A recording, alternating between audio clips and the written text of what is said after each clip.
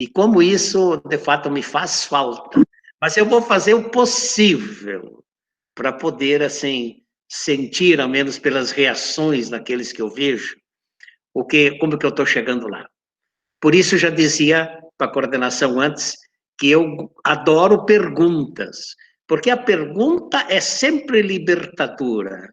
Paulo Freire tem um livro que se chama A Pedagogia da Pergunta.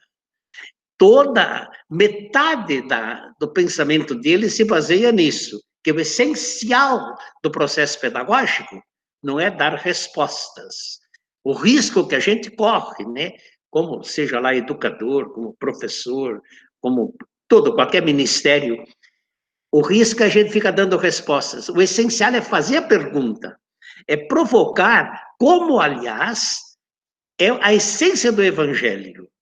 Se vocês forem ler a pedagogia de Jesus Cristo, ele contava uma história e fazia uma pergunta.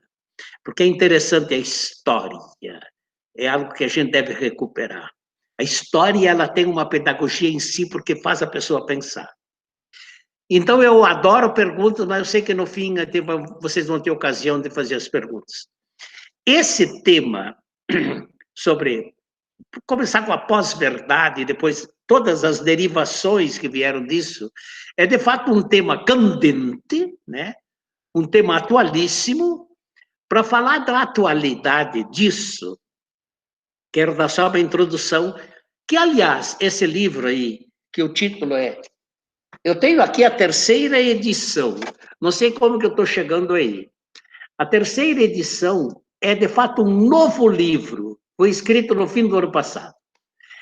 Em 2017, um grupo de 12 pessoas, que eram o seminário da URGS, a gente escreveu a primeira versão desse livro, respondendo a seguinte pergunta: o que está acontecendo no mundo hoje? E como que há coisas surpreendentes, né? No ano de 2018, saiu a segunda edição, já corrigida, e agora, 2019, trabalhamos um ano inteirinho de novo, sobre ampliando essa questão do que está acontecendo no mundo hoje. A novidade da terceira edição é que ela tem um capítulo todo sobre as eleições do ano passado, do ano retrasado, sobre as eleições de 2018 para presidente no Brasil. Então, o livro, de fato, graças a Deus está aí, e foi um descarrego para a gente, porque a gente precisava dizer uma palavra. Olhem, quando a gente faz uma pesquisa, o essencial é tu fazer a pergunta. Porque tu tem um problema. Ninguém se mete a fazer pesquisa se não tem um problema. Por exemplo, eu sei que o Zeca, por exemplo, está com um grande problema, que é o problema econômico, né? Então, o Zeca, como eu vou resolver o meu problema? Estou brincando, viu, Zeca? Então, o Zeca diz, tem várias maneiras. A mais fácil é assaltar um banco, o que, aliás, eu acho que o Zeca não vai se arriscar, né? Mas, ou se não, uma maneira simples é ir trabalhar, que, aliás, o tema, assim, o que nos une aqui é fé, política e trabalho. Então, alguns dizem, não, para a gente resolver o problema é trabalhar. Só que a gente vai analisar a problemática do trabalho e fica assustado, porque você trabalha e de repente está com sempre menos, então precisa ver que tipo de trabalho. Mas estou dizendo, o problema é o essencial de uma pesquisa. Então, lá, depois daquilo que aconteceu em 2016 no Brasil, que vocês acompanharam, aquela mobilização toda, 2013, 14, com o impeachment, que, aliás, um dos capítulos do livro é sobre o golpe impeachment, chamem como quiserem, da presidenta eleita de 2016, o que nos levou era a pergunta: como é possível entender certos fenômenos mundiais, hoje, no ano naquela ocasião, 2017, então nós fomos a buscar. E foi aí que nós chegamos no tema do nosso debate de hoje. Entramos na questão da pós-verdade, um novo clima que está surgindo no mundo, e a partir daí, então, o uso que se passou a fazer, principalmente das novas tecnologias da informação e comunicação e da psicologia, para realmente, nesse mundo diluído, nesse mundo assim, como diz o Bauman, líquido, né? Como ver, como dar conta disso. Porque junto com o golpe impeachment, nós analisamos a saída da Inglaterra da comunidade europeia. Até hoje não se entendeu bem isso. E tem muitos escritos agora. E há, de fato, um certo retorno. Como que um país como a Inglaterra, e olha, poderosa, né? De repente decide sair da comunidade europeia sozinha. Então, a maioria está arrependida. Depois, há 10 anos vinha se fazendo um acordo entre o governo da Colômbia e as forças armadas revolucionárias da Colômbia, que era uma chaga daquele país, 10, 15 anos em guerra. Então, trabalharam 10 anos no diálogo, na conversa. Estava pronto para fazer a votação, em questão de um mês ou menos. O acordo, houve uma intromissão, principalmente das igrejas neopentecostais, que começaram com o quê? Esse tema que estamos discutindo aqui, nesse clima de pós-verdade, começaram com mentiras, criações, insinuações, realmente mentiras, fake news, notícias falsas. E o que aconteceu na hora da votação? Foi aprovado que não se faria o acordo. Então, isso nos surpreendia. Igualmente, nos surpreendeu terrivelmente a eleição do Trump. Quem acompanhava os grandes jornais do mundo nunca imaginava. Olha, dos grandes jornais do mundo, até vou fazer um parêntese aqui agora, tá? O Zeca, se eu esquecer, você me lembra onde eu parei agora. Dos grandes jornais do mundo, se vocês quiserem estar a par, isso acho que é útil para vocês que são lideranças assim críticas do mundo. Da Inglaterra, vocês vejam em geral o The Guardian, que é o jornal assim crítico. Da França, vocês vejam o Le Monde que é um jornal. Da Espanha, vocês podem ver o El País, que inclusive tem um pé forte aqui no Brasil. Dos Estados Unidos, o que se salva mais ou menos por aí seria o New York Times, né? Que também tem uma certa versão em português, que são os jornais, assim, para quem lê na Itália, tem o República um pouquinho, mas esses jornais, então, nenhum deles, olhem, poderosíssimos, nenhum deles imaginava que o Trump fosse ganhar. E como que ele ganha? Então, isso nos provocou. E, além disso, também, então, a questão do Trump, do impeachment, golpe, das Farc e do Brexit. Esses 4 problemas nós jogamos na mesa. Agora, vejam vocês, um grupo de 12 pessoas, né? E gente que pensa, tentando achar resposta para isso. É o que, em parte, eu vou tentar passar para os meus colegas, então. O primeiro ponto que a gente se surpreendeu, realmente, foi que a gente não tinha, como se diz, baixado o santo, né? Para poder entender a novidade da comunicação hoje. Porque é fácil falar comunicação. Mas a comunicação foi mudando através dos tempos. Então, os 2 primeiros capítulos do livro são um estudo, assim, terrivelmente sério e fantasticamente aprofundado, crítico, da evolução da comunicação. Porque antes, para quem é da modernidade, não sei quem esquenta banco, assim, das universidades, quando fala em modernidade, fica todo assim. Mas a modernidade era um pensamento em que não havia separação entre a palavra e a coisa, né? A palavra era um número, e a palavra tinha força em si.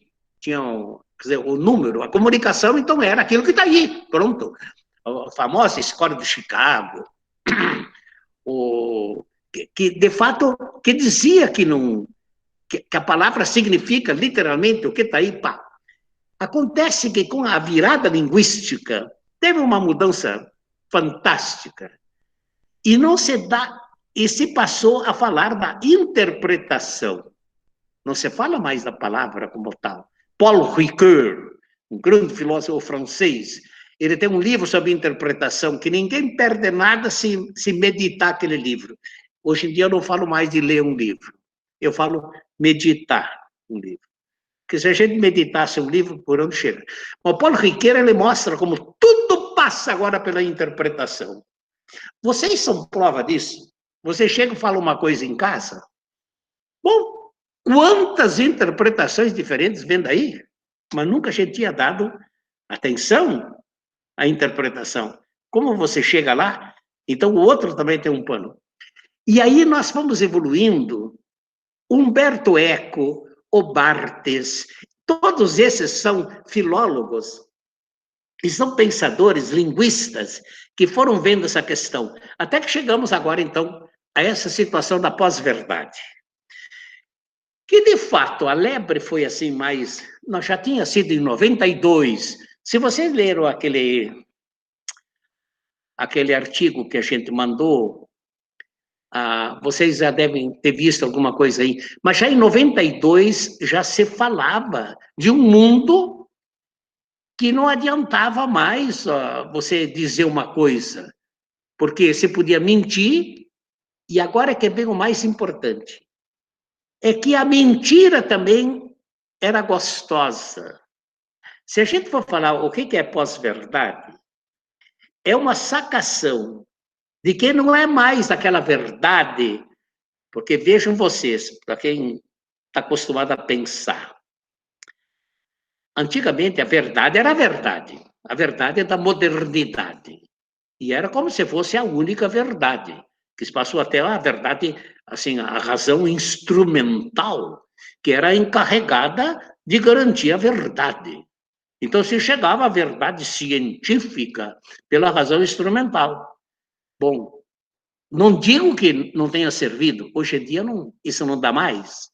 Já há um outro tipo de verdade que chamaram de pós-verdade, não que seja que não seja mais verdade, mas que é algo que acontece depois da verdade, esse é o pós. O pós-verdade em si precisa ter cuidado que não está ligado à mentira, não está ligado à coisa ruim, não, à invenção. Não, a pós-verdade é um adjetivo. Guardarem isso, tá bom. O próprio dicionário Oxford English Dictionary, ele, quando fala da pós-verdade, diz que é um adjetivo, que significa o clima dos tempos, os sinais dos tempos, aquilo que a Gaudium et Spes já falava, né? É um tempo em que as coisas são diluídas. Ou quem leu Bauman, por exemplo, com toda a teoria da liquidez dele, os vários livros escritos, vai entender isso bem, né? Não dá mais para você jurar que as coisas são assim. Então, tudo flui. Então, a pós-verdade é um adjetivo de um novo clima no campo da comunicação. Esse clima é que é o ponto. É um novo sentir. Tanto assim até que alguns falam que é um novo sentimento. E eles já falam, inclusive, numa nova era. Então, a era da pós-verdade, talvez esse seja o termo, assim, mais para quem quiser dizer uma coisa meio confundida. Estamos numa era de pós-verdade. Então, essa pós-verdade é uma nova ambiência, um novo tempo, em que as coisas não devem ser necessariamente como se dizia antigamente, que isso significa isso, mas que elas podem ter outras ligações. Vou entrar agora num outro ponto, terminando esse, que é a questão realmente Por isso que o dicionário, quando define, em que os sentimentos também têm tem a sua presença. Os sentimentos, os afetos, as crenças, a fé, né? Os valores. Meus queridos, minhas queridas colegas assim de trabalho, de reflexão, mas pensem em vocês que a gente nunca deu conta das crenças. Nós que éramos de igreja, trabalhávamos fortemente das crenças. Mas na ciência, praticamente a ciência nunca discutiu a crença. Não sei se vocês já viram falar em Moscovici, talvez o maior psicólogo social da França, falecido agora há pouco tempo. Ele tem uma frase muito interessante. Eu, que sou um pouco... Estou nesse campo, acho ela extraordinária. Porque ele diz assim, eu gostaria que vocês me dissessem, quando uma coisa é verdade, ele se referia à verdade ainda da razão instrumental, porque quando uma coisa é verdade, porque nela eu acredito, ou quando eu passo a acreditar numa coisa, quando eu passo a acreditar é crença, fé. Quando eu passo a acreditar numa coisa, porque aquilo é verdade, como normalmente a gente pensava que era, né? Não acredito, porque isso é verdade. Ou quando uma coisa, agora que vem, uma coisa se torna verdade, porque nela eu acredito. Daí a pós-verdade, a crença. Não, eu acredito nisso, logo é verdade. Para quem depois mergulhou em todas as campanhas que foram feitas através da mídia, fake news, etc, etc, etc, etc, para tentar compreender esses 4 ou 5 fenômenos, esses 4 que eu mencionei, e o último das eleições de 2018 no Brasil, para quem para mergulhar, vai ver que não interessava se aquilo era assim, assim, assim. Nós, intelectuais, bispos, inclusive filósofos e coisas assim, como é possível uma pessoa como essa que está aí, como é possível o Mauro Morelli, eu gosto do Mauro Morelli, porque ele talvez seja o mais, politicamente falando, o mais arguto na compreensão desse problema. Para uma pessoa que nitidamente é desequilibrada, como que é possível ter essa votação? Então, mas não interessa se ela é desequilibrada ou não.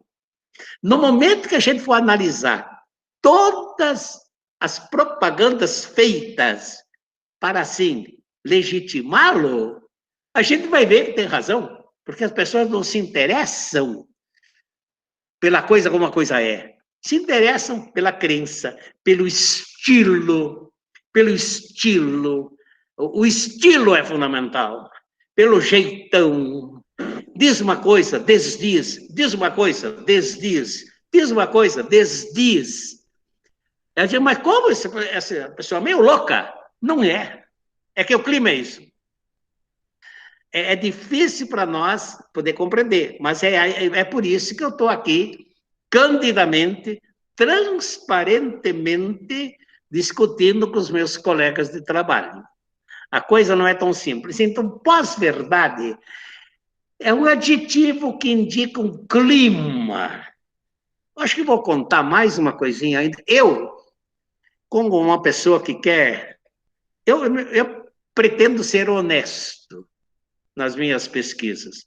Eu não estava entendendo bem isso, eu resolvi fazer uma pesquisa com 50 jovens. Olha, gastei um tempo, pegava assim dos 16, 17 aos 25 anos, para saber o que passa na cabeça desses jovens. Mas jovens assim, não tem nada de igreja, gente do mundo, assim, de famílias que eu conhecia, até um já tem. Quero falar com o guri, pode? Quanto tempo? Porque se fosse mais de 20, 30 minutos, eu já não... já era difícil, mas aí você segurava a barra, chegava a falar quase, às vezes, 40 minutos com uns. Aí eu perguntava para eles, qual é a primeira coisa que você faz no dia? Qual é a primeira coisa? Não, celular. Todos tinham celular. De favela, de vila, todo mundo tem um celular. E a primeira coisa que ele fazia era olhar o celular. Ah, tá bom. 87%. Agora, a questão, o que você vai ver no celular? Ué, para estar em dia com as coisas. Mas especificamente o quê? Aí vem o interessante. Não, uma coisa é as notícias, ou a piadinha do meu colega, ou uma fofocazinha, uma coisa gostosa, uma pegadinha, coisas leves. Eu sei que vocês certamente vão ligar lá numa rádio que dê uma notícia crítica, vocês escutam, depois vão meditar, vão rezar, aquela coisa assim. Mas não é assim com os jovens, que vivem na pós-verdade, que são os milhões, hein, de brasileiros, inclusive os que vão, os que estão ligados a vocês em questões de igreja, etc. Mas era o lúdico, o gostoso, a coisa que muda a todo momento. Porque você vê, é um ponto que eu quero, o segundo que eu vou tratar é das novas tecnologias, e a questão aí também que é fundamental para a gente poder entender melhor essa pós-verdade. Mas as coisas mudam rapidissimamente e tendem a mudar. Então, o que a gente percebia é que havia um sequestro do tempo. A palavra é essa. A gente escreveu depois uma coisa sobre isso. O sequestro do tempo. Porque o que é o tempo, meus amigos e minhas amigas que nos escutam? Se tu dá conta do tempo, você dominou a pessoa. Ou não é assim? Não, agora você vai. Por isso que o tempo de trabalho é importante. E o que é pago é o tempo. Eu quero que esse trabalhe para mim, nesse tempo. E se eu pudesse segurar uma pessoa 20 horas trabalhando, daria segundo. É claro que eu não consigo no trabalho segurar o pensamento dele, mas eu seguro a menos o tempo para ele não andar fazendo coisas assim, correndo por aí. Então, as novas mídias, elas sequestram o tempo. Isto é, pegam a pessoa e o escravizam para ele pensar aquilo que elas querem. Mas não fazem isso de graça. Ninguém seria bobo e simplesmente fazem isso porque entrega para eles coisas gostosas. Aí vem, então, o valor, o sentimento, a crença, a afeição, o afeto e, principalmente, o gostoso, o lúdico, o prazeroso. O prazeroso. Só uma dica. Vocês estão vendo como que funciona o Facebook? Lá, curtir. O que é curtir? A palavra até é meio só. Mas curtir é gozar. Curtir é ter prazer. Em inglês é o like, né? Gostei. Ai, gostei. O gosto, meus amigos, o gosto é que é o gostoso. E ninguém vive sem o gostoso. E se eu coloco duas coisas aí, só uma pessoa muito acerta para ficar com a coisa assim que vai me fazer refletir, crescer, etc. Ou senão aquela coisa que é gostosa, prazerosa de passar. O que eu estou fazendo nessa fala? Estou começando a aprofundar um pouco a questão desse clima de pós-verdade. Desses jovens, aí mais algumas coisas, uma coisa que me espantou, foi o que o Gabriel Prioli, um grande pensador aí de São Paulo, Gabriel Prioli, fala da indiferença. Isso cria nas pessoas, nem estou aí. Quer dizer, não se fixa mais por algo que ele refletiu e incorporou. Não, é indiferente. Não me interessa, passou. Indiferença diante de tudo. Parece, desculpe falar, parece que a pessoa perdeu o tesão. Então, ele, assim, está anestesiado. Não tem mais aquele arranque, aquela provocação. Por que a gente vai à frente? Porque a gente tem valores, tem tesões. Isso me interessa. Não. Então, a indiferença e o desinteresse. Eu vou mais ou menos fechando, então, isso ali para nós, lideranças, gente que quer entender o mundo, saber que a coisa não é brincadeira. Não é brincadeira, então é novo clima, não adianta chorar. Nós estamos num novo clima, temos de trabalhar com isso agora. Tem um livro, se vocês quiserem, do Keppel, George Keppel, que é A Vingança de Deus. Ele já escreveu esse livro há muito tempo. Que diz assim, nunca ninguém deu bola para a religião, para o religioso, para o místico. Nunca deu bola para o... Não, mística... Nunca deu bola para a crença. Assim. Agora ela está voltando, se vingando. Porque na modernidade não existia religião, não existia crença, não existia a razão instrumental. Agora nós estamos sofrendo as consequências disso.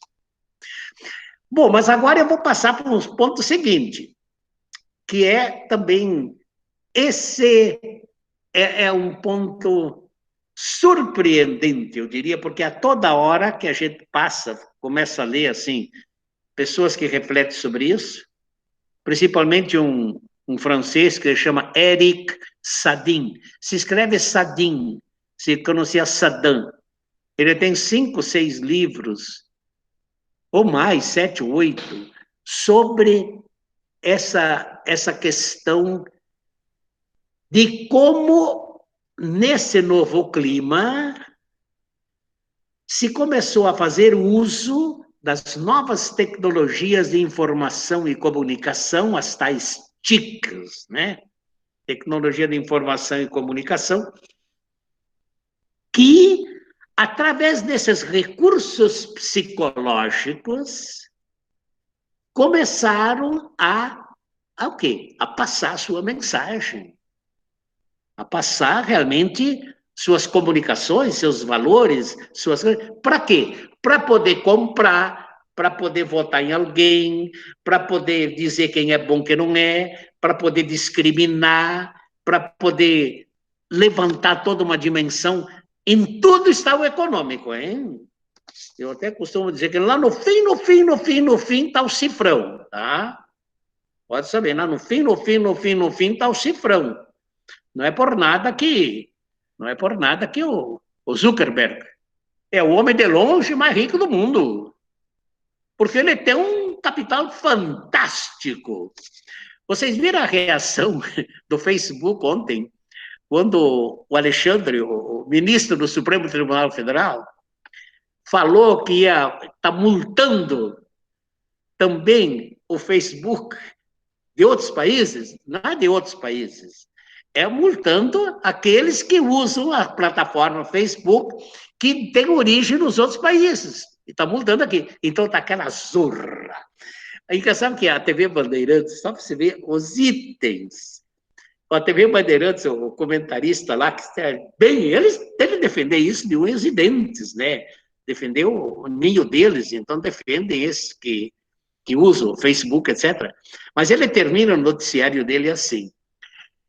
Alexandre é o ministro do Supremo Tribunal Federal, não do Supremo Tribunal Mundial. Quer dizer, no fundo ele estava, puxa, ninguém riu. Eu estava vendo a menos o sorriso de alguns assim. Não, mas hoje não. Viu? É ministro do Supremo Tribunal Federal e não mundial. Porque já estava criticando, a criticazinha meio porradinha, né? Porque é assim que se desfaz. Agora os outros, já depois veio a Globo atrás, não disse nem sim nem não. Mas também estava dizendo, não, está multando e vai multar, e vai multar. Por que engraçado isso? Então, pelo fato, e hoje com as novas tecnologias, isso vai ficando um pouquinho mais claro agora, você não tem mais lugar no mundo. De qualquer lugar do mundo você emite, recebe, emite, recebe, emite, recebe. Acabaram as divisões, acabaram as barreiras. Tem alguns governos do mundo ainda que conseguem alguma barreira, mas é muito difícil, porque elas furam qualquer barreira, né? Então, no caso, então, aí, a questão é se isso é um crime, se isso é uma calúnia, se isso é uma mentira, se isso prejudica a honra de alguém, se isso fere a ética.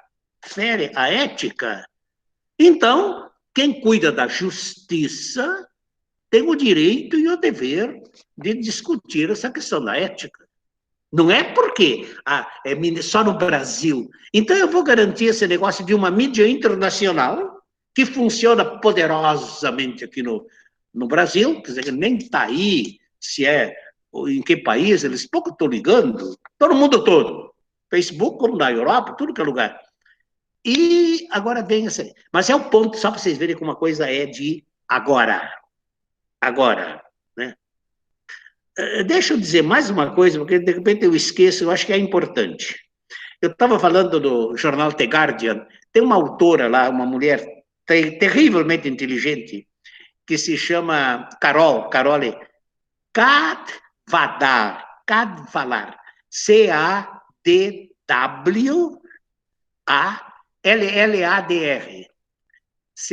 depois vocês, como isso, ela tem um artigo agora de 3, 4 dias atrás, onde ela coloca sobre o Facebook, o título até, eu tinha um título aí, que é um título muito engraçado. Se você acha que o Facebook não vai influir na eleição americana, é que você não conhece o Facebook. Não. Mas ela fala que vai ter uma disputa terrível, porque o Trump quer se reeleger. E o Trump e o Facebook é a mesma coisa. O que ela fala que Estados Unidos e Facebook é a mesma coisa. Então, por mais que o Zuckerberg diga que é independente, que não sei o que, tudo isso é bulhufas. Porque o Facebook elegeu Trump, o Facebook, o WhatsApp, que também é do Facebook, elegeu o nosso que nós temos aqui, esse é nosso, e faz o que quer no mundo.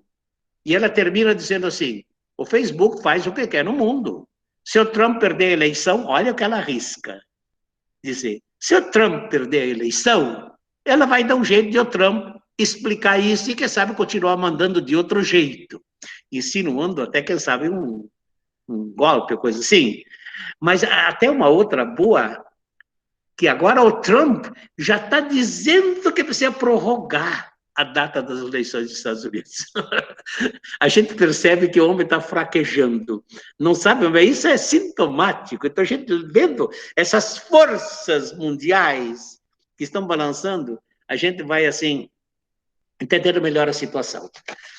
Mas vou baixar o santo um pouquinho, como diz o Zeca, né? Botar os pés no chão, né, Zeca? Todos os pés que Deus nos deu. O Zeca está dizendo os 4. Não, não. Aqueles que Deus nos deu só, Zeca. Olha, esse artigo que eu mandei para vocês, eu falo bem claro disso. Essa questão agora da pós-verdade está ligada à questão da ética, que para nós interessa, né? Como gente do Evangelho. Uma coisa surpreendente foi o que aconteceu agora, nesse ano, por isso nesse ano, dia 28 de fevereiro, por sinal, que o Vaticano publicou o Francisco é terrível, viu?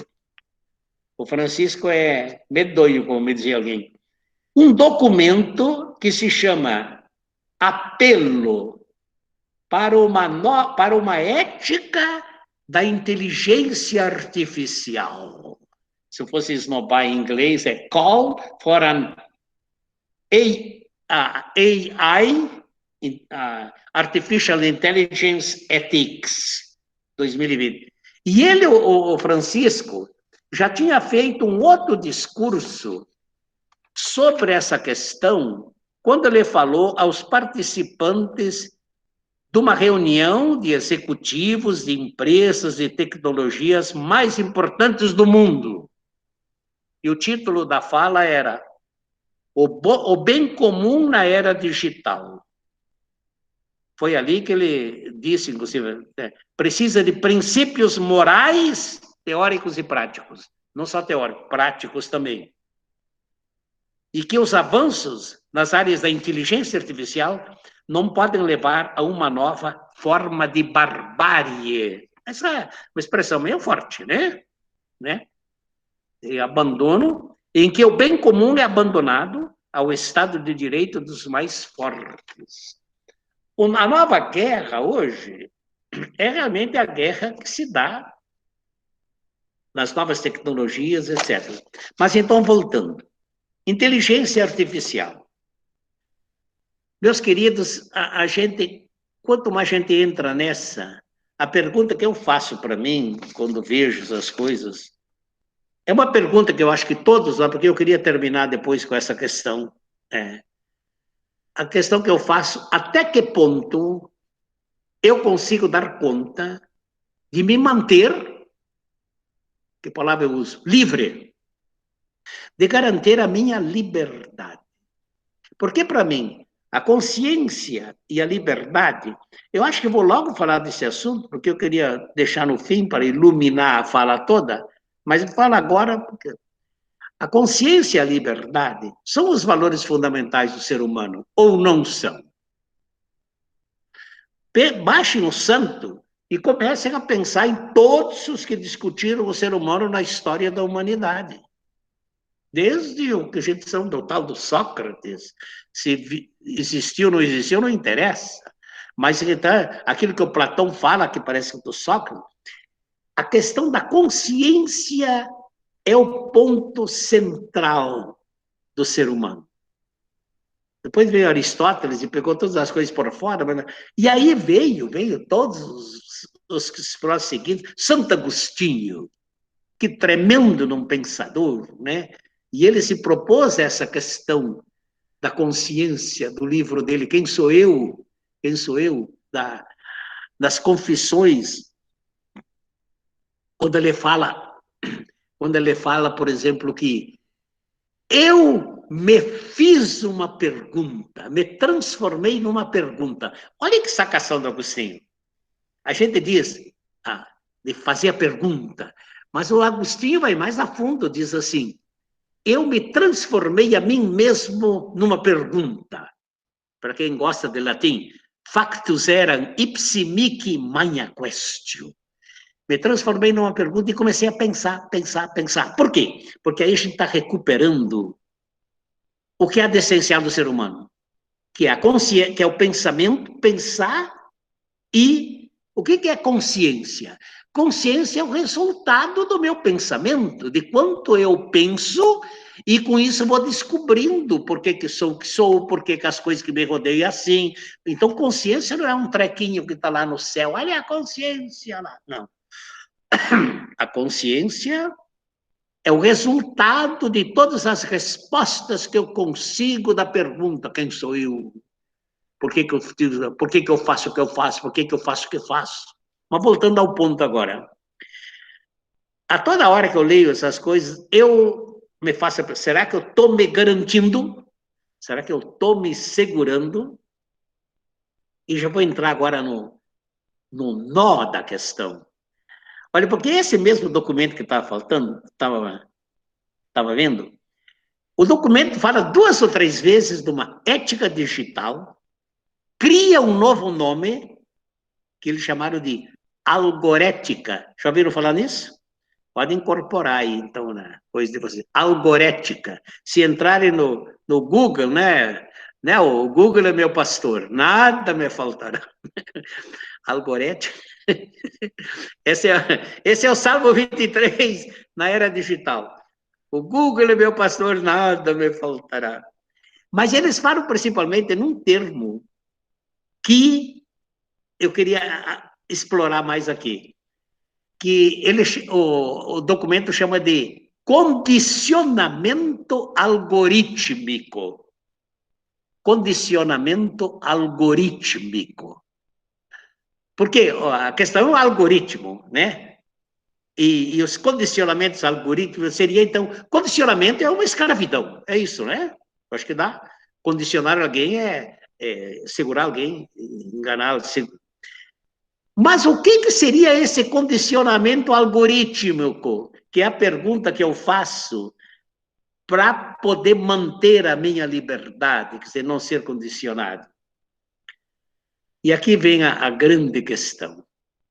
É que através das novas tecnologias da comunicação e informação, esses que querem faturar, porque no fundo está o cifrão, aqueles que querem faturar, descobriram maneiras de poder não digo dominar totalmente, porque nunca você consegue dominar totalmente, sempre sobra a consciência. Por mais que você dê em cima, ela, ainda o ser humano consegue respirar. Alguns, porque alguns, de fato, não, nem mais fazem a pergunta. São perfeitos robôs caminhando por esse mundo, Deus sabe fazendo o quê? ETs da vida. Mas, e tem desses, infelizmente, tem desses. Mas você, cedo ou tarde, eles vão ter de cair na real, né? Então, a questão é que, através das novas tecnologias de informação, se descobriu o seguinte, que a maioria do mundo está numa dessas plataformas digitais.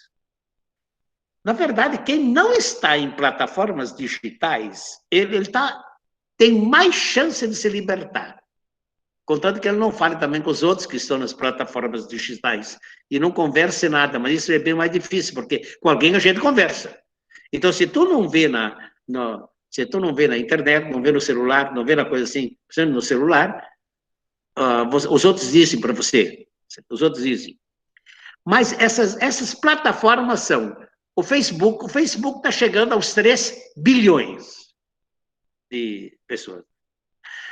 O Facebook criou, de fato, o WhatsApp, que criou o Instagram, que criou o Twitter. E assim vão indo. Mas acima de todos eles, talvez, é o Google. Porque o Google é o que dá a definição das coisas. O Google é o que te dá as notícias que, de repente, você precisa. Deixa eu contar aqui uma história já para ilustrar isso. Eu acho que no texto eu tenho essa história. Vocês não ouviram falar no Intercept? Só para vocês verem como funciona o Google. Intercept é esse site de notícias que é um espinho na garganta, que querem massacrar, só que não conseguem. E é através dele que nós conseguimos saber todas essas falcatruas, essas malandragens aí da Lava Jato, que é uma vergonha escandalosa. É que nem os ministros do Supremo têm coragem de peitar essa coisa, porque está na cara. Está na cara um juiz, que deve ser juiz, dando conselho para aqueles que estão instaurando os processos. Gente, quem entende um tanto assim de direito, de justiça, chega, ele cria uma vergonha terrível. Ora, mas isso já o italiano, que esqueço o nome agora, um juiz italiano, um pensador italiano, que veio aqui no Brasil para isso, já dizia, a maior vergonha do Brasil é que tem um juiz que julga, um juiz que diz que uma coisa são, um juiz que era o nosso querido, também é um nome que eu evito o máximo, mas é esse que tem 4 letras, tá? Termina com M e acaba com O, 4 letras. Mas ele fazia tudo. Mas que justiça é essa? Se é ele que faz tudo. Mas só que naquele tempo a gente não tinha provas. Quando se escancarou, você viu que era assim mesmo. Gravações dele. Olha, gente, gravações que não dá para contestar, que eles nunca conseguiram contestar. Porque quando eles foram contestar o escrito, trouxeram até a fala. E aí não dava mais, porque aparecia até a voz dos que tinham. Aí já. Mas então o Intercept, esse é o Intercept. Acontece que o secretário-geral do Intercept reclamou fortemente, por quê? Porque o Google é que dá as notícias para o mundo. Ele é o detentor das notícias. Não sei se vocês sabem disso, né? Mas as notícias que vocês sabem, 70% na América Latina, 70% vem do Google. Ora, o que acontece quando o Google não dá a notícia? No mínimo, você fica sem saber, né, Zeca? Eu gosto, ele está me olhando assim, eu fico faceiro com isso, viu? Mas o Paulo também está me olhando, e tem o Gisley também está me olhando, o Jefferson. O Jefferson está lavando os pratos na cozinha, está ótimo. Deixa o Jefferson. É isso, viu, Edília? Mas tem os outros, a Solange também está de olho em mim, assim. Mas então vamos baixando o santo. O Google é o responsável por 70% das notícias que existem no mundo. Ora, quando o Google não quer que uma notícia seja notícia, pimba, tira. Mas como que o Google faz isso? Ele não pode ter gente suficiente para poder pegar essas notícias do mundo todo. Então, ele cria algoritmos. Eu não vou explicar o que é algoritmo aqui, mas algoritmo é uma coisa extremamente simples. É uma coisa, se isso, então isso. Se isso, então isso. Só que isso é feito de uma ordem de bilionésimos e trilionésimo de coisa. Então, ele pega isso, tudo que... Saibam que vocês todos, nós que estamos aqui, se você está em alguma plataforma, ou se você tem um CPF que você deu para alguém algum dia, ou se você faz uma compra no banco, se você viaja, se você faz qualquer coisa, você já está aí no algoritmo, o teu algoritmo. Esse algoritmo é o teu perfil psicológico íntimo. Tá? Nesse algoritmo, é uma espécie de repositório do Zeca. O Zeca tem o seu repositório com trilhões e quadrilhões de informações. Ora, quando eu preciso do Zeca para alguma coisa, eu vou lá e pego um fulano assim, um fulano simpático, um fulano inteligente, um fulano crítico, um fulano assim, pego ele para dar uma notícia para ver se eu desmorono com ele, para mostrar que ele também é bobo, não sei o quê. Não, apaga. Mas é o seguinte, então, os algoritmos, isso é a inteligência artificial que faz. Os algoritmos, eles vão criando perfis psicológicos íntimos de bilhões e trilhões de pessoas. São os que, até onde eles chegam, né? Com todas as plataformas deles. Acontece que o Google, quando chegou no caso do Intercept, voltei para o Intercept, não colocou lá a palavra vaza-jato.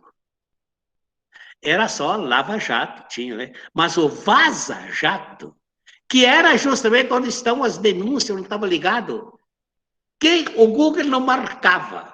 Porque o algoritmo é isso, ele marca. Vaza-jato não marcava. Então, você podia entrar, nenhuma notícia sobre vaza-jato apareceu no Google, que informava 70% da América Latina, praticamente do mundo todo. Estão sacando a coisa? Aí está a questão. Por isso, o documento que é assinado por maiores autoridades do mundo, ONU, e o Vaticano, ele fala dos condicionamentos algorítmicos. Isto é, através de algoritmos poderosíssimos, a gente diz o que a turma deve saber, o que não deve saber, o que deve passar para as coisas, o que não deve passar. Tudo isso é feito através da algoritmização, que é um termo que eu sabia. A algoritmização da vida humana. Essa algoritmização da vida humana, gente, é tão poderosa que até tem alguns que sugerem. Olha, é meio chocante. Eu pessoalmente, não acho que eu não estou nessa ainda.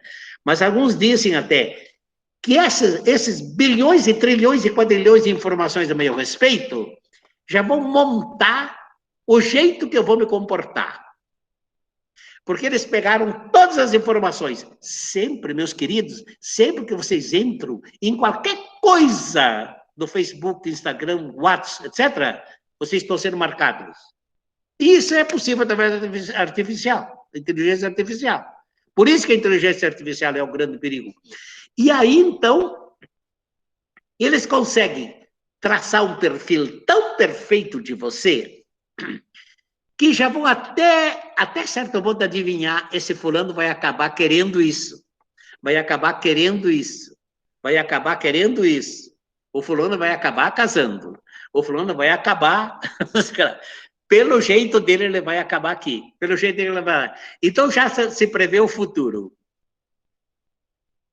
Não sei se tem alguém que está me escutando, está vendo, e não está pensando assim, mas esse fulano aí está meio louco. Olha, oxalá eu estivesse meio louco. Mas não tô, acho que não estou, não. É assim que funciona.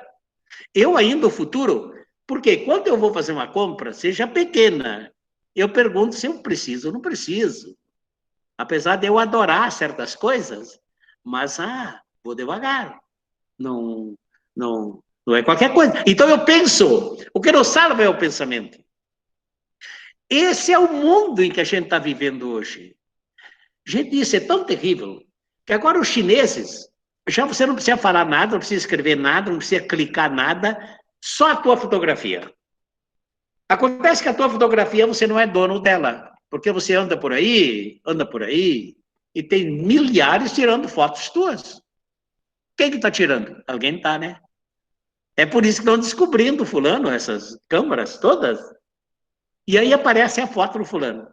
Os chineses agora têm uns programas, um jeito, de saber, até certo ponto, eles chegam até a 90%, 95% de certeza. Isso é uma coisa que meio me apavora. Viu? 90%, 95%, por isso, quando eu vou em algum lugar, eu fico embaixo das árvores. Viu? Mas, às vezes, não deixar que fique me fotografando. Deixa eu contar um outro parênteses. Isso é acontecido. O fulano saiu para fazer uma entrega de uma firma e ficou bem ruim pelo caminho. Então, ele parou na beira da estrada e teve até ânsias de vômitos, assim, mas ficou, conseguiu voltar. Quando ele voltou, na firma, estava a fotografia dele vomitando na beira da estrada. Estão entendendo? Que coisa tremenda. E isso antes dele chegar lá, já estavam vendo ele. Quer dizer, é por isso, viu, Zeca, que sempre que eu vou parar na estrada, eu vou embaixo de uma árvore. Porque aí a árvore não deixa ver o que a gente estaria fazendo. Mas tá bom. Pouca gente riu, viu? Que bom que eu... Mas então, eu estava... O que eu estou fazendo nessa manhã querida, linda, que Deus nos deu? Eu comecei falando da pós-verdade, mostrando que é um novo clima, e que, queiramos ou não, ele está aí, e que a gente se dá conta disso, e precisa ler, meditar sobre tudo isso. Aí eu passei ao segundo ponto, que é a questão das novas tecnologias de informação e comunicação. E aí eu meio me esparramei, e fui mostrando, porque é tanta coisa que a gente não dá conta. E mostrando, mas eu apelei para os documentos de Roma, hein? Então, por isso que eu peguei os termos que eles usam lá. Claro, eles assim não vão dizer essas coisas especificadas assim. Não, eu pego os termos deles e depois eu vejo o que eles significam aqueles lá, algoritmização, algorética, condicionamentos algorítmicos, inteligência artificial e uma porção de outros termos. Precisa da inteligência artificial. Porque a inteligência artificial é uma espécie de guarda-chuva. Esse no livro, Pós-Verdade, já tem uma boa coisa lá de um filósofo aí da Unicinos, que trabalhou sobre a questão da inteligência artificial. Vejam lá, para quem não, mas não para ler, para meditar. Então, nós somos, até certo ponto, algoritmizados. Se sabe praticamente tudo a nosso respeito. Então, como dar conta disso? Eu dei o exemplo dos jovens, porque os jovens são as presas mais fáceis deles. Porque o jovem já, por princípio, não tem lá muito tempo para meditar, para pensar. É só quando a gente quebra a cara, começa a passar pelo sofrimento, casa ou descasa, melhor, ou recasa, ou coisa assim. Aí que a gente começa a pensar, né, dos sofrimentos. Tanto assim que a escola de Frankfurt, né, para não dizer que... Ela diz que o que faz a pessoa pensar também é o sofrimento. Paulo Freire vai mais direto. Paulo Freire diz, não, para que esperar que a pessoa quebre a cara, sofra? Vamos fazer a pergunta, porque através da pergunta ele vai começar a pensar. Eu não sei, eu estou olhando o meu relógio aí e estou vendo que é 11 horas. E eu vou contar só mais um fatozinho que é aí de um escritor, que agora não lembro o nome, daqui a pouco ele vem, para vocês verem o poder dessas mídias, e principalmente esse se refere ao Facebook. Tem um grande escritor, agora que vem, não gosto, mas isso tá, no artigo que eu escrevi, agora que eu lembro que eu documentei isso, que escreveu um artigo um artigo poderoso, e acontece que esse é de um jornal, do maior jornal, acho que da Noruega ou Suécia, né?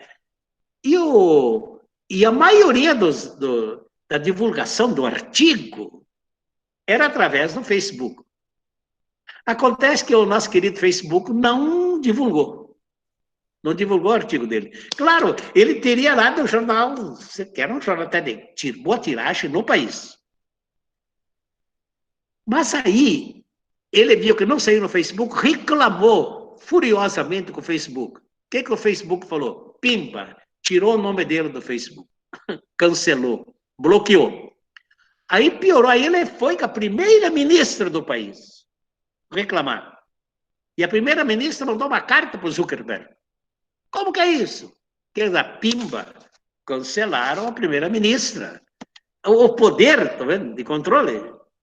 É claro que isso é em parte, mas o fulano está ralado. Ninguém mais está dando bola para ele, porque hoje em dia a nossa comunicação não é como antigamente. Ele escrevia um livro e o Mundo Jovem divulgava para todo o Brasil. Não, hoje em dia é diferente a questão. Aí ele viu que não dava, então fizeram uma publicação do jornal escrito denunciando toda essa história, mas assim, de tal modo que o Facebook ia perder praticamente 90% da clientela deles naquele país. Aí ele voltou para trás. Voltou para trás e publicou o artigo, botou de novo a opção no Facebook, etc. O que isso nos revela?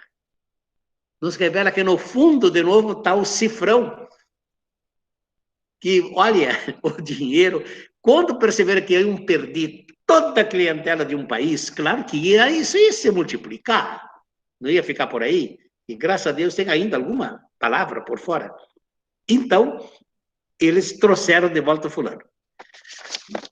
Eu ia terminar novamente, com dizer que tem saída, tem luzes no fim do túnel. Tem, enquanto a gente continuar, como eu acho que é o propósito fundamental desse grupo, nosso grupo de fé, já que a Solange falou que eu já faço parte do grupo, assim, e faço questão mesmo. Esse grupo de fé, política e trabalho, a nossa saída ainda é o apelo ao que o ser humano tem de mais fundamental e que é difícil de roubar dele, a não ser que você drogue ele. Mas o que acontece quando eu drogo alguém? Ou quando eu embebedo alguém? Ele não tem mais a consciência. Mas ele dá uma boa dormida e a consciência retorna. Então, agora tem umas certas cachaças que são difíceis de a gente se livrar delas. E uma delas, olha, até acho que o exemplo até veio a propósito, não tinha nem pensado nisso. Uma delas é o celular. Vocês saiam por aí agora, vejam. Duvido que se vocês entrarem num ônibus, agora está difícil entrar, você não veja alguém com celular. Duvido chegando em casa, todo mundo não tem celular. Duvido que vocês vão para a igreja e se cuida, viu? Se não tem na turma com celular. Eu estou aqui com uma senhora de 86 anos, que para aqui comigo, e ela ficou bem baixinho. Ela está me olhando e está rindo. O nome dela é Maria Meloni, uma santa mulher. Mas ela ficou com o celular o tempo todo. Eu acho que, em parte, ela está me assistindo. Mas ela está no mundo. O que seria de nós sem essa cachaça que se chama o celular?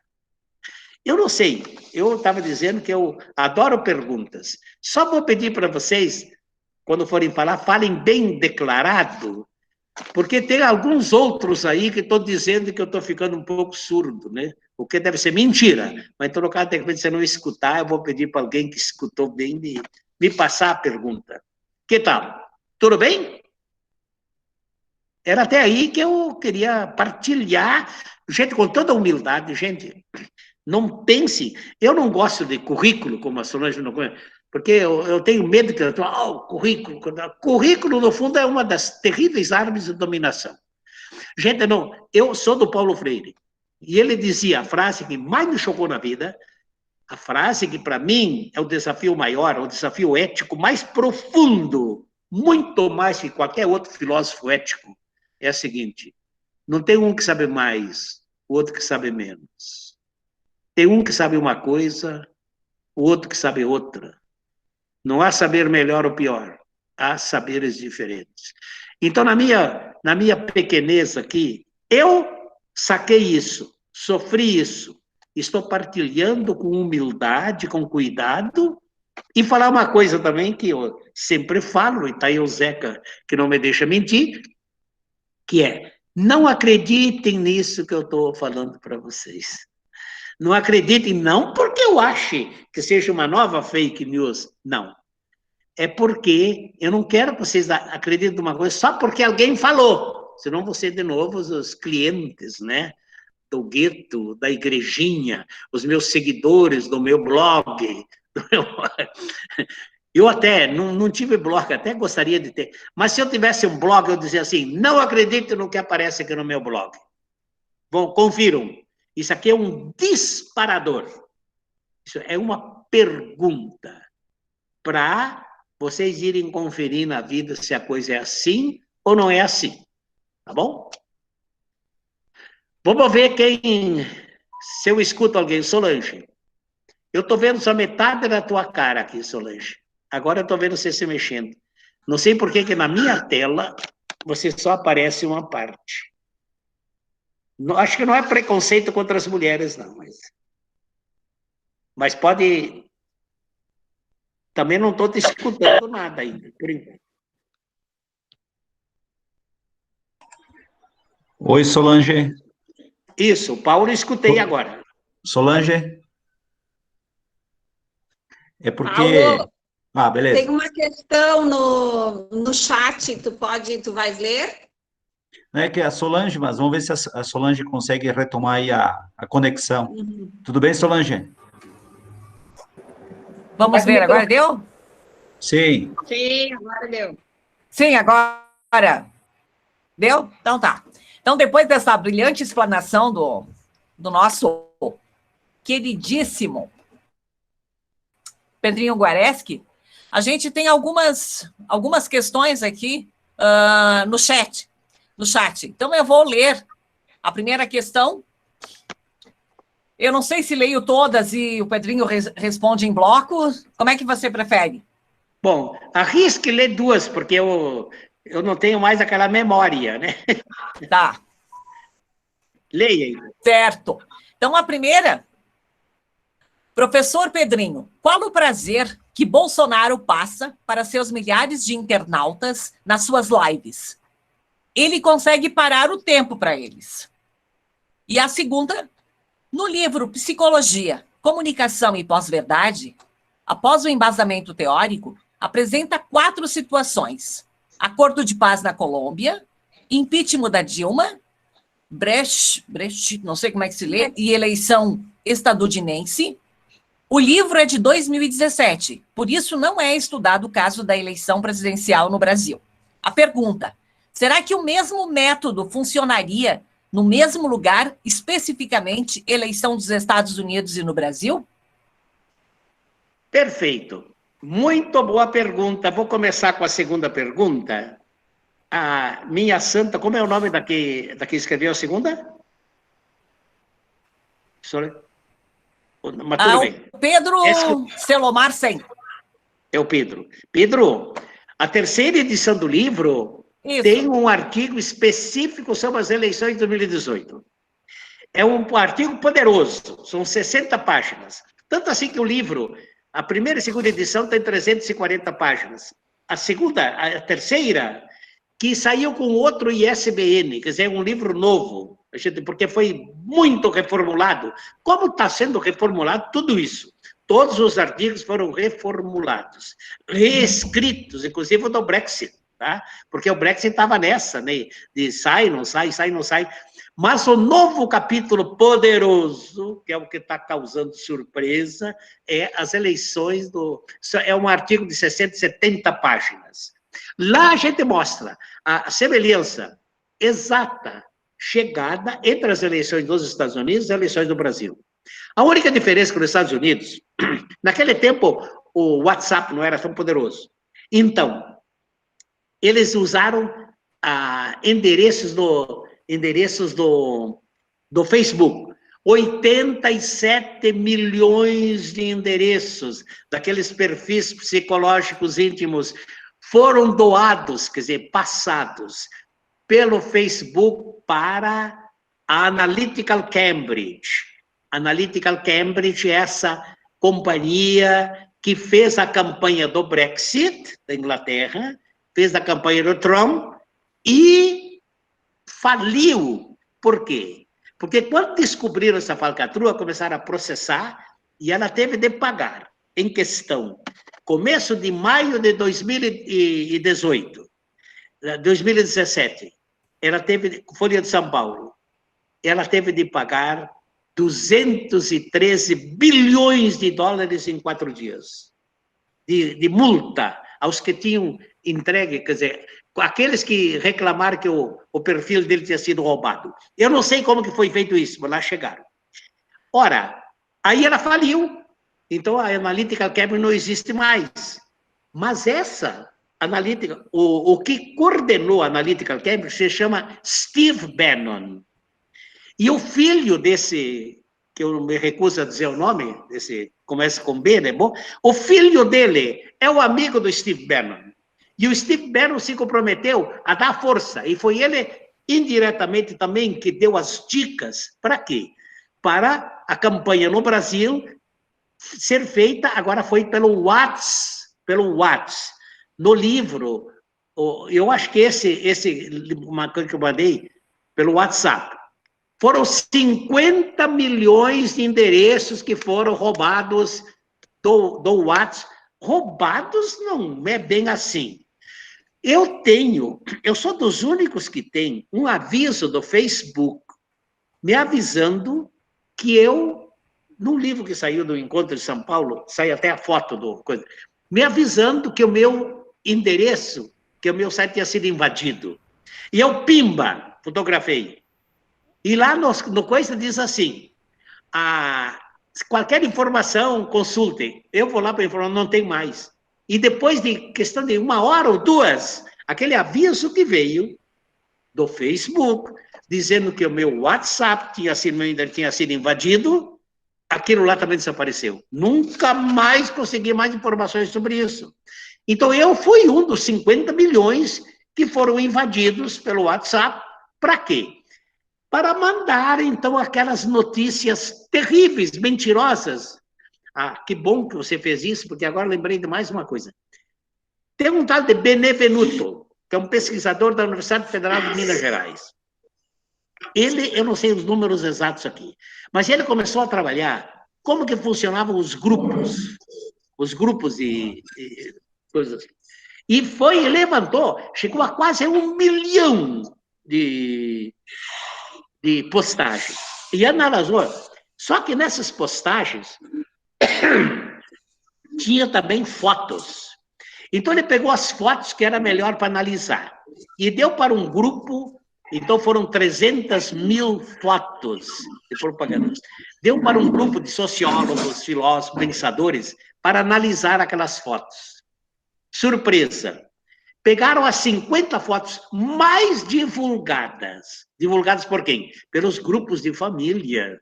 Eu tenho grupos de família. O meu grupo de família, meus queridos sobrinhos, disparavam todo dia notícias, desgraçadamente, a maioria mentirosas. Mas para aparecer, olha, desculpem, tem uma frase do Humberto Eco, muito interessante. Humberto Eco diz assim, antigamente, quando alguém falava uma bobagem, tá lá, bebia um copo de vinho a mais, falava uma bobagem, a turma dava lá um xingamento, coisa assim, ele se calava e ia embora. Então, hoje em dia, então era assim que a gente trabalhava os imbecis. Hoje em dia, esses metidos assim, a divulgadores e repassadores, isso que é vergonha, eles não têm pensamento deles. Eles veem a coisinha engraçadinha, repassa.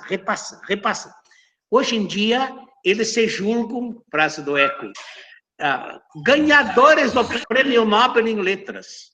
Como se estivesse mandando assim, grandes novidades. Mas sabe, tem um outro comentarista do Humberto Eco, diz assim, hoje em dia eles não são só imbecis, Porque hoje em dia tem uma legião de imbecis que fica só divulgando. Eles são também maus. Maus. Entra a questão ética. Já há maldade, já há mentira. Voltando ao Benevenuto. Gente, pegaram as 50 fotos mais divulgadas e deram para um grupo de especialistas, 46 eram falsas, eram fake news. 4 eram verdadeiras. Pois viva-se no mundo desses. Então, o que foi feito com a eleição desse fulano que está aí, foi exatamente dentro do mesmo estilo e coisa da eleição do Trump. E fique de olho para ver o que está acontecendo agora com o Trump. A primeira pergunta, qual é o prazer do B?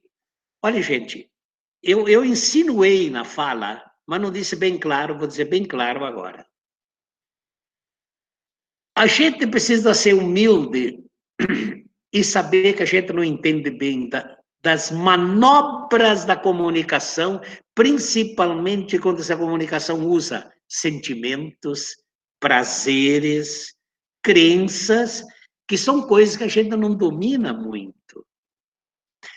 Então, parece que a sacação, que foi o que o Trump fez, que o nosso amigo faz, é o seguinte: não interessa se é verdade ou mentira, interessa é se está na mídia, se está no ar. Olha, gente, como isso é sério. E, de fato, porque a maioria absoluta das pessoas confiram. Não são como nós, assim, gente que pensa. É a maioria que vê a coisa, dá uma risadinha, dá uma risadinha e pronto, a mensagem está aí. Então, quando o Trump chega naquela cara assim meio... Tem até um adjetivo para isso, daqui a pouco chega. A gente vê que não é bem, que não é algo assim normal, aquela casa meio escancarada, aquele reganho, espécie de arreganho, e dá aquela risada, dizendo que está com vírus, a turma dá, que está com vírus. Mas ele precisa de notícia de novo, porque precisa estar na mídia. Então ele vem depois e diz, não estou mais com vírus. Também, não interessa se está ou não, interessa que ele está na mídia. E daqui a um dia vem de novo, agora a mulher dele está com vírus. Não interessa, mas está na mídia. O problema é estar na mídia. Estou sacando? Parece que essa é a força. Eu não sei se eu consegui dizer. Olha, gente, isso tem fundamento. Tem. Porque quem não é visto não é lembrado. Ou não? É doloroso, mas é isso. Então, o simples fato... Agora, quem está aí? Você está aí, né? Agora, as máquinas que eles tinham, que agora está sendo descoberto no Palácio do Planalto, naquele gabinete do ódio, gabinete da coisa, aquelas máquinas funcionavam 24 horas por dia, porque não precisa de gente. É com robôs, se passo. A maioria absoluta das mensagens, daqueles 50 milhões, etc., foram robôs. E vocês estão recebendo robôs à torta e à direita. Não sei se eu consegui, então, responder as duas perguntas. Como as perguntas são boas, viu? Deslanche uma porção de outras falas. Solange, mais alguma? Gente, podem criticar isso que eu acabei de falar, hein? E não aceite isso, confiram, tá? Solange. Como que é? Eu acho que a Solange... Eu tô... Eu acho que a Solange está com problema no chat. Pode, Posso Rita, fazer pode. a pergunta, então? Do Valdir Bongás. Ele pergunta assim, Pedrinho, não se situa aí a guerra 5G, Huawei versus imperialismo Yankee? Fiz de novo, não peguei bem. Já que é tua, explique bem o que você quer dizer. Ele pergunta assim, ó, é o Valdir. Sim. Não se situa aí a guerra 5G, Huawei versus imperialismo Yankee. Sim. Não sei se é assim que pronuncia, né? Entendi. O G5. É a China contra os americanos. O G5 da China, né? Isso, exatamente. O Huawei. É que eu entendi a Huawei. Achei que fosse essa bagunça toda, não, Huawei. minha santa, uma coisa, na minha experiência e pesquisa, é que eu chego sempre, que no fundo de tudo tem o cifrão. No momento que o cifrão mandar mudar a ideologia e dizer que não é mais imperialista, é comunista, mas dá dinheiro, vale o comunista. Não vale, porque o cifrão é que manda. Então, sim, a guerra, tem uma guerra furiosíssima entre as novas maiores plataformas, que a China está investindo em outros países, inclusive tentando investir no Brasil. E que quem está segurando, porque o Brasil é uma clientela fantástica, nós não temos muita coisa, mas temos 210 milhões de pessoas. Ora, isso. E gente que tem um tequinho assim para gastar, mas que vai gastar em mídias digitais, etc. Então, essa é a clientela da Huawei. Então, sim, acho que tem fundamento, sim, sem dúvida. Tá? Ele pergunta ele coloca uma outra questão, professor. Ele diz assim, ó, a crescente pobreza com a fome retornando também nos Estados Unidos não pode gerar processos de libertação da consciência? Rita, quem fez essa pergunta? Eu acho que sim. Por quê? Até eu lembro agora uma coisa. O padre Antônio Vieira, ele tem uma frase muito... Olha, o padre Antônio Vieira era um homem, um gênio. Ele diz assim, os antigos gregos, romanos, lá da Babilônia, os fenícios, eles examinavam o futuro, quando eles queriam saber o futuro, examinavam as vísceras dos animais, cortavam os animais, examinavam lá as vísceras, então os adivinhos diziam, vai acontecer isso, isso, isso, isso.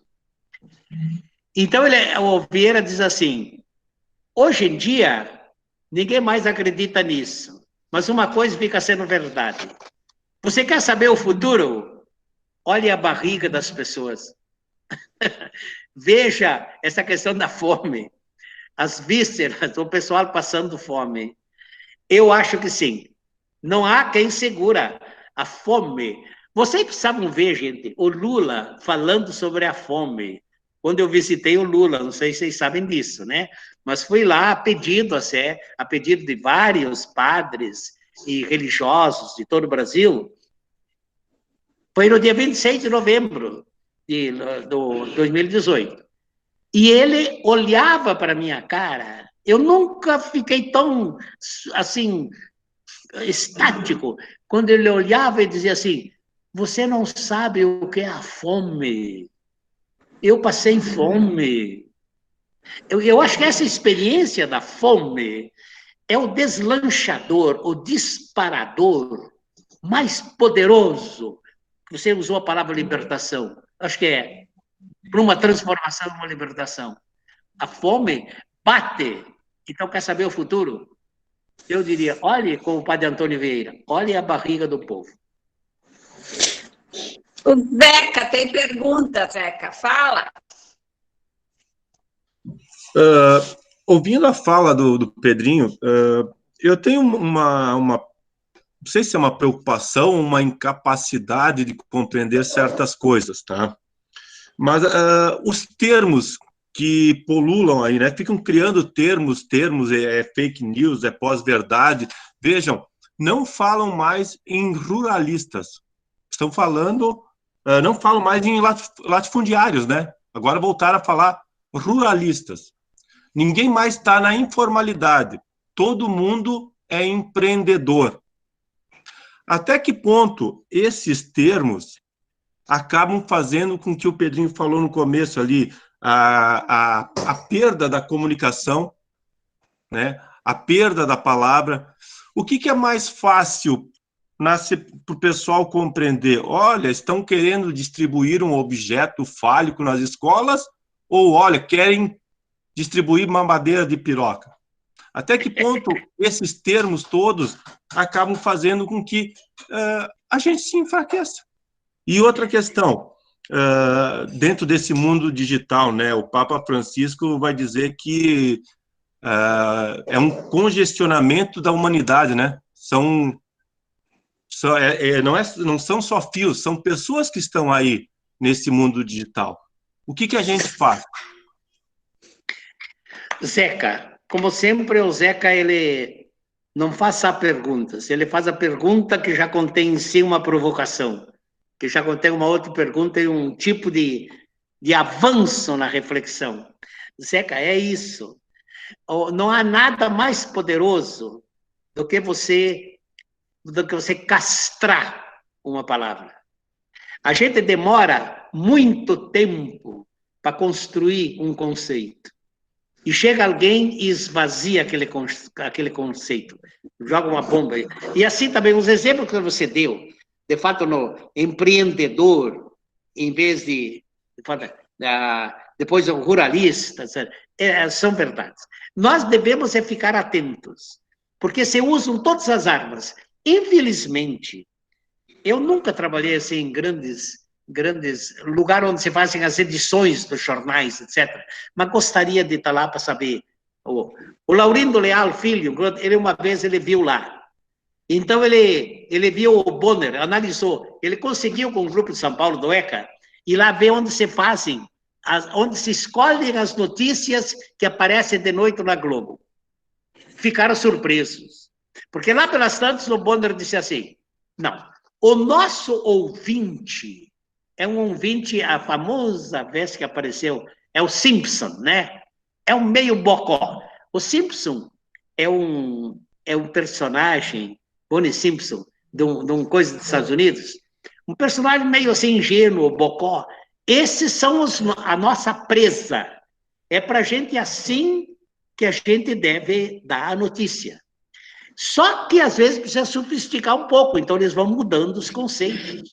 Agora, a gente vê, de fato, infelizmente, como eu gostaria que isso não fosse verdade, e, infelizmente, a nossa grande mídia, ela defende o que pode.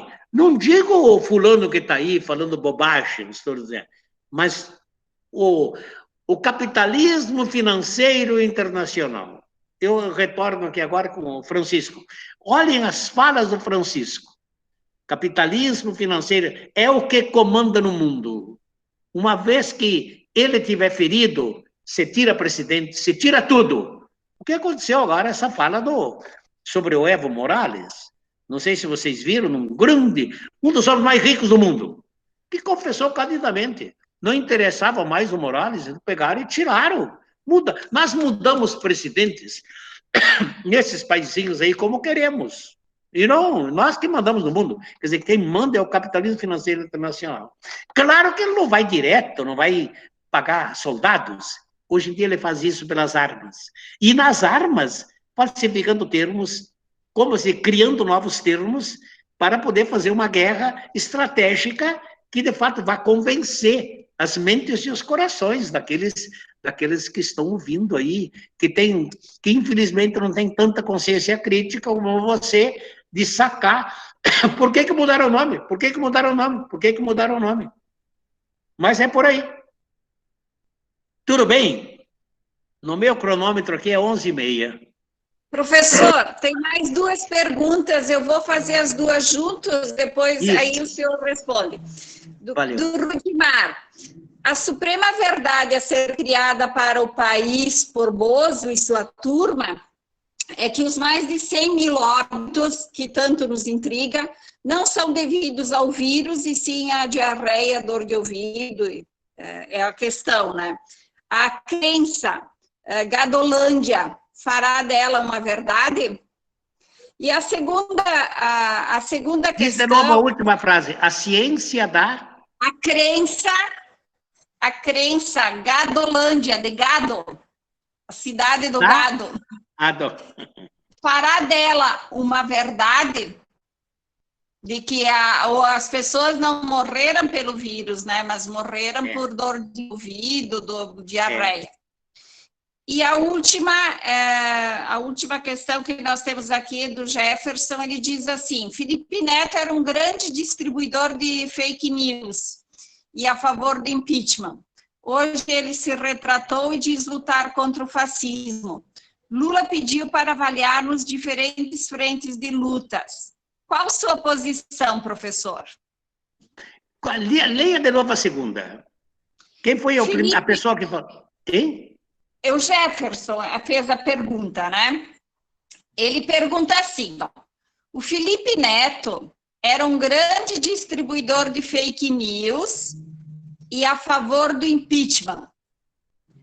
Hoje, ele se retratou e diz lutar contra o fascismo. O Lula pediu para avaliarmos diferentes frentes de lutas. Qual a sua posição, professor? Pois é. Essa segunda pergunta tem a ver com a primeira, viu? Do gado. Olha, eu confesso, oxalá não tivesse sido feita essa pergunta, mas eu vou comentar, com muito cuidado. É difícil para a gente, uma vez feito, feito o fiasco, simplesmente passar o pano por cima, passar a mão por cima. Ali a Luft, tá? É a mesma coisa aí, veio nessa segunda. Uma mulher como ela, que escrevia numa das maiores revistas do mundo, a Veja, ora, simplesmente agora dizer que está arrependida, que não sei o quê, não sei o quê, é difícil, por mais cristão que você seja, de perdoar aos nossos inimigos e tudo, mas eu acho que a gente aprende na questão da penitência, do arrependimento, quando a pessoa se arrepende. Vou apelar aqui para os teólogos que que me ajudem, tá? Mas a gente aprende que não é simplesmente vai rezar 5 Pai Nosso e está pronto. Não! Tem de ser restabelecida a justiça. O que a Lia Luft vai fazer agora para poder restabelecer os milhões e bilhões de pessoas que votaram por causa do que ela fez? Simplesmente, estou arrependida e chega? Não, faz favor, te coloca agora na ação. Fui eu que bati aqui. Te coloca em ação, em luta, para lavar esse sangue derramado. Porque é sangue derramado. Então, isso que eu diria, claro que a misericórdia de Deus é infinita. Agora, a misericórdia de Deus exige compromisso das pessoas em limpar o mal feito. Não sei se eu estou pensando. A primeira pergunta também entra por aí, a questão desse descalabro, né?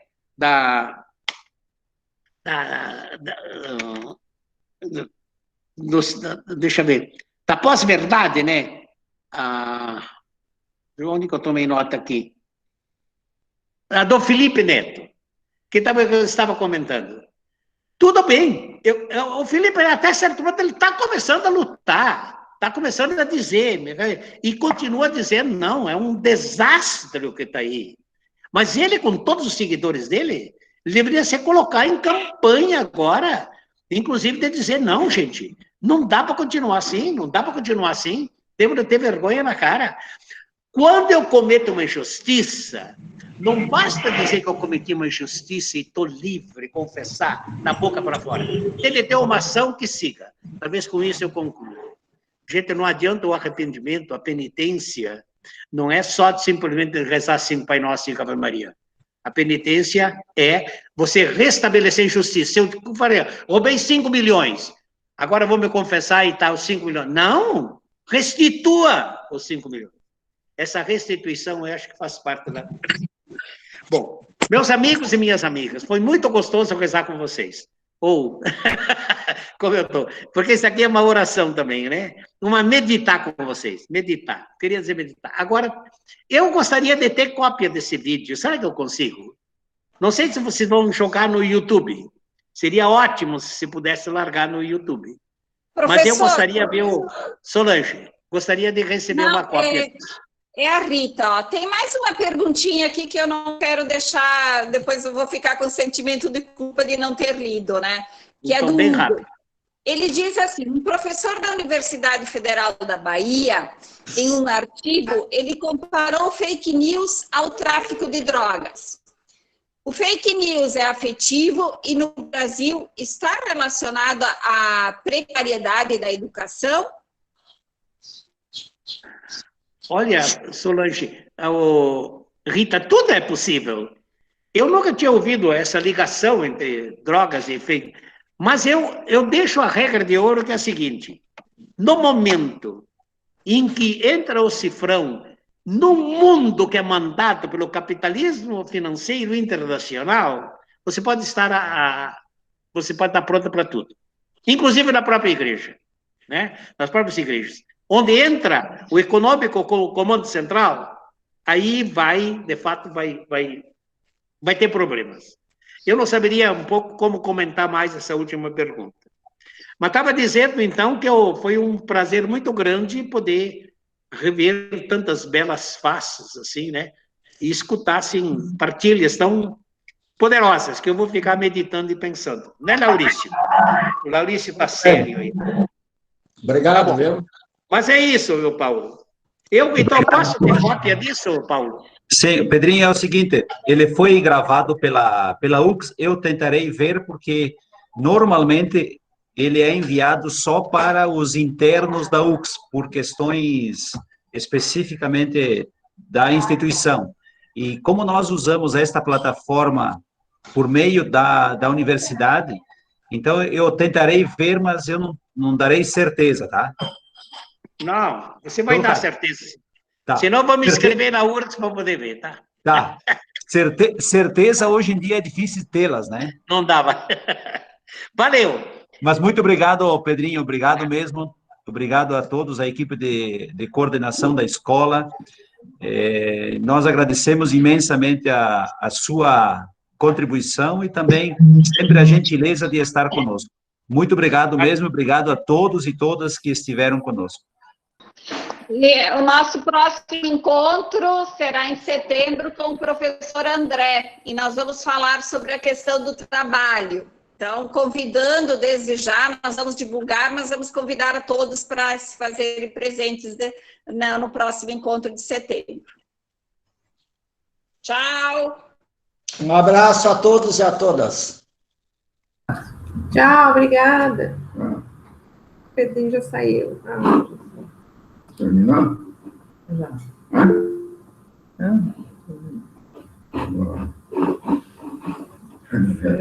Obrigada, um abraço. Já.